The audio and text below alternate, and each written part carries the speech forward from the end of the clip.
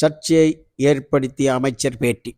திருச்செந்தூர் கோயில் யானை தெய்வானை 26 வயது பெண் யானை கடந்த 18ஆம் தேதி 2 பேரை தள்ளி கொன்றது முதல் பரபரப்பான செய்தியாகியுள்ளது.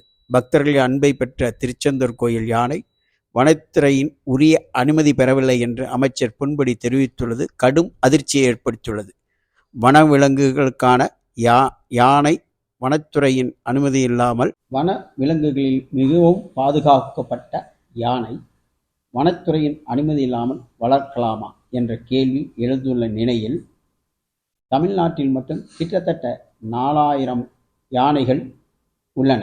இதில் தமிழக ஊர் பகுதிக்குள் அண்ணாமலை ஃபாரஸ்ட் கேம்பில் 16 ஆணைகளும், முதுமலை ஃபாரஸ்ட் கேம்பில் 22 ஆணைகளும், விலங்கியல் பூங்காக்களில் 2 யானைகளும், தனியார் வசம் 31 யானைகளும், மடங்களில் 15 யானைகளும், தமிழ்நாடு கோவில்களில் 40 யானைகளும் இருப்பதாக ஒரு கணக்கு கூறுகிறது. மொத்தம் 140 யானைகள் தமிழ்நாடு அரசின் கட்டுப்பாட்டில் உள்ளது என வனத்துறை தெரிவித்துள்ளது. இந்த நிலையில் அமைச்சரின் பேச்சு சர்ச்சையை ஏற்படுத்தியுள்ளது.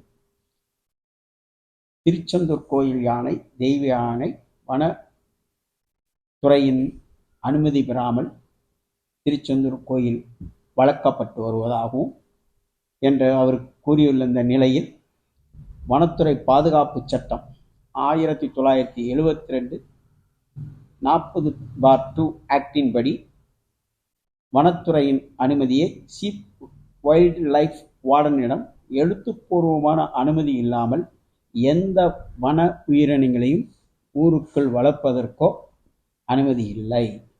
அப்படி மீறி வளர்த்தால் வன உயிர் பாதுகாப்பு சட்டத்தின்படி தண்டனை உண்டு. அதன்படி வன உயிர் பாதுகாப்பு சட்டம் 1951 படி அபராதம் அல்லது சிறை தண்டனை. இதில் Rs. 25,000 அபராதமும் அல்லது 3 ஆண்டு சிறை தண்டனையும் வழங்கப்படும். அல்லது இரண்டும் சேர்த்தும் தண்டனையாக வழங்கலாம். அது நீதிமன்றத்தில் முடிவு செய்யப்படும். இப்படிப்பட்ட சூழலில் பெங்களூரை சேர்ந்த compassion unlimited plus action veterinary college campus Bangalore எடுத்த வனவிலங்குகள் தமிழகத்தில் இருக்கக்கூடிய database for captive elephant and other என்ற தமிழ்நாடு அரசின் கோயில்களின் கட்டுப்பாடில், அதாவது இந்து அறநிலைத்துறை கட்டுப்பாடில் உள்ள மொத்தம் 40 யானைகள்.